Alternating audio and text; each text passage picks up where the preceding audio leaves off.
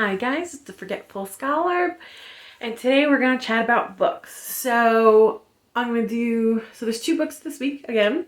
The Not So Spoiled, and He Did What for How Long?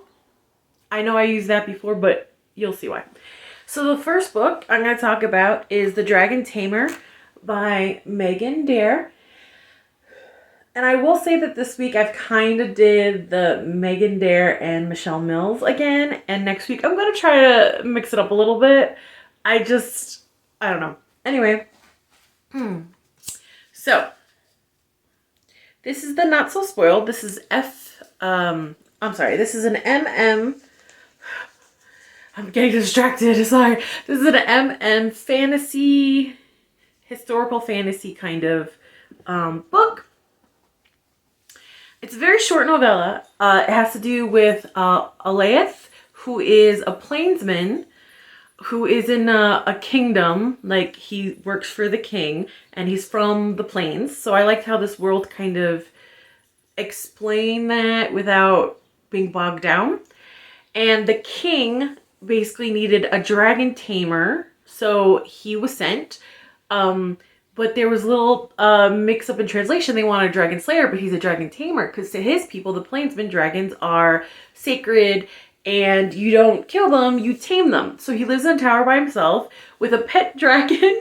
No, maybe more of a roommate dragon, which has a fun personality.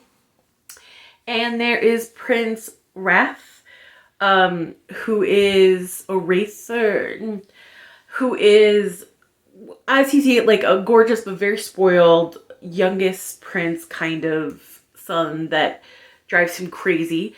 And so of course they're the love match, right? And then Lord Lord Trey.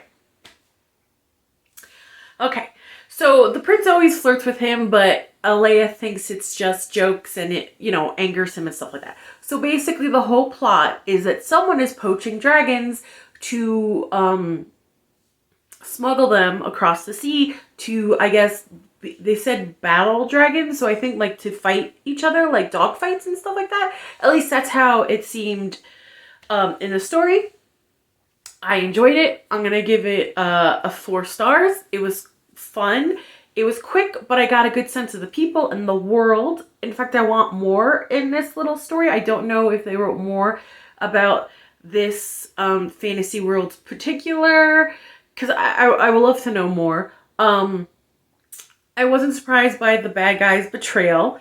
It was pretty obvious. If you read, because I read the Castle Rem series, so it kind of made me think of the first book and the betrayal. I wasn't surprised, but I had fun. I liked the banter back and forth between the two leads. I liked their personalities were very distinct. I liked that the spoiled prince turned out not to be so spoiled and has a lot of hidden depth that I really wanted to sink my teeth in. I really wanted to know more about the plainsman, like his culture. I wanted to know so much more about that. That sounds so interesting. So I don't know. I'll see if there's more stories in this little universe. I'm not sure. But like I said, next week I'm going to try to read other authors. I just get excited when I get like a new author that I enjoy reading. And I tend to dive headfirst a little too much maybe. I don't know. But next week I'm going to try to, change it up a little bit. And I know a lot of other booktubers are doing like monster stories only because it's Halloween. But you guys know I read monster love stories year round. So I'm pretty much going to pick whatever strikes my fancy. Oh, I forgot to put the pumpkin on. Oh, no, it's fine. It's fine. It's fine. So I'm enjoying this. I'm liking Derr's, their world building, the dialogue between the leads. I mean, they're not complicated plots, but they're still fun and cute, and that's the whole point, right? Okay, so the next one is FM, monster, sci-fi, alien, contemporary, kind of, and you guys know where I'm going with this, and this is He Did What for How Long? So this is Her Alien Bully, A Monster Bites book what book is it? 4, 5, book 5 by Michele Mills.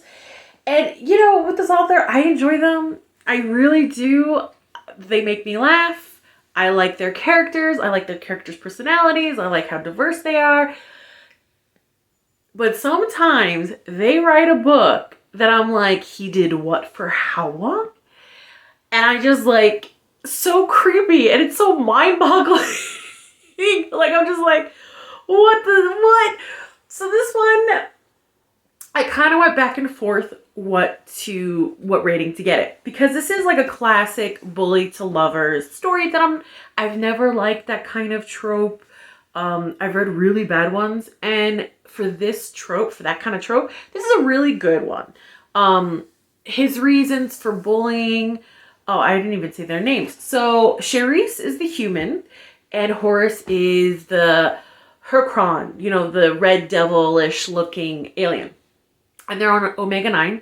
And I like that it explores Omega 9 a little bit more, because I didn't really feel like I understood what kind of planet it was.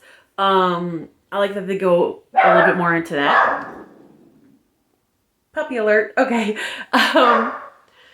There's this neighborhood cat that likes to go in front of my office window on the bottom floor and just stick its butt in my dog's face. And then this happens. So what are you gonna do, right? Where was I? Oh yes, it explores Omega 9 a little bit more. And I was like, oh, maybe I should not read this author this week, but I thought this was the one with the random red alien guy that's like sniffing all the girls like a fucking weirdo. No, this isn't that one. That's the next one. This is his younger surprise brother that he didn't know he had. So that happened, yeah. So this, so to go for the trope bullies to lovers, this is actually a pretty well written one. I like the reason why he was a bully was very understandable. You know what I mean? His father is the Don of the Mafia and their home planet of Tarvos. So he, at 15, had to pretend he hated her so that they wouldn't think that she was his weakness and try to kidnap her or try to kill her, because people were sent to kill him and kidnap him and stuff like that. So also he's like 15, 16 and like, okay, you know, like that kind of mentality. I was like, okay, you have to pretend you hated her. You couldn't just ignore her. Oh, okay. So like I got it. It made a little more sense to me. And the fact that she didn't immediately like, oh, it's fine. No, she was like, you know, you really hurt me. I don't know if I trust you. So I liked that. And I was like, oh, okay, you know, this is actually a really good bully to lover story. I think I might give this like maybe a 3, you know. I ended up giving it a 2 because holy crap, it gets weird. Like, okay, so he is the secret son of the Don of the Mafia. So, you know, he spends a couple years inventing a spy tech so he could keep, you know, the people he loves safe. Very cool, very noble. It takes a weird turn when they end up at the penthouse and he decorates it completely to her taste. And she's like, oh, how did you know my taste? Do we have the same taste? He's like, no, with my spyware, I was able to, you know, cyber stalk you for the last 4 years and find out what you like and fill my house with everything you've put on your wish list. Like a fucking creeper. I was like, and this isn't like, you know, I guess the normal threshold for cyber stalking. You have like one too many glasses of wine, you look up your ex on Facebook. We've all done that, right? Anyway, no, this is like, and then it did mention before this, so there was like a little lead up to like, hey, this guy's a little weird, because like he sent a like security, because she went to college in Sola on a different planet, and he sent security, but like it didn't seem like he was getting reports back from the security, and she didn't know they were there, so it was just kind of like a extra measure to keep her safe. So I was like, okay, that's a little weird, but all right. He wasn't getting like reports from his security team, so okay, I wouldn't classify that as stalking. And then the penthouse reveal, and I was like, oh my god, like every once in a while this writer does a what the fuck for what the fuck log, like whoa, why is he